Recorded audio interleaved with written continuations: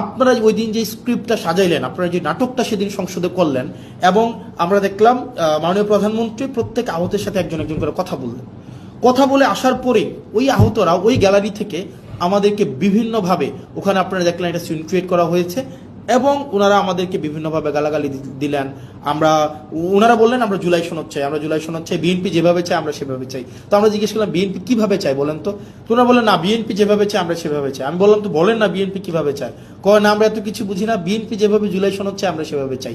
এর মাঝখানে 3-4 জন আছে আমাদের কাছে এসে বললো যে ভাই আমরা খুবই দুঃখিত, আমরা আপনাদের সাথে এইভাবে আচরণ করার কারণে, কিন্তু আমাদেরকে এইভাবেই বলা হয়েছে, আমরা যেন আপনাদের বিরুদ্ধে স্লোগান দেই, আমরা যেন আপনাদেরকে হচ্ছে ওখানে অপমান করি, আমরা যেন আপনাদের বিরুদ্ধে এই ধরনের কথাগুলো বলি।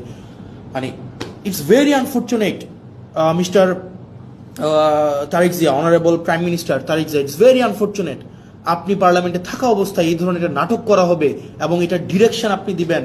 মানে আমি জানি এটা স্ক্রিপ্ট রাইটার কে ছিল, এটার কোরিওগ্রাফার কে ছিল, এটার হচ্ছে ডিরেক্টর কে ছিল আমি জানি না, কিন্তু আমি এটা বিশ্বাস করতে স্টিল চাই না যে এখানে আপনার এখানে কোনো ধরনের আপনি ব্যক্তিগতভাবে এখানে এটার পৃষ্ঠপোষকতা করেছেন, এটা আমি বিশ্বাস করতে চাই না।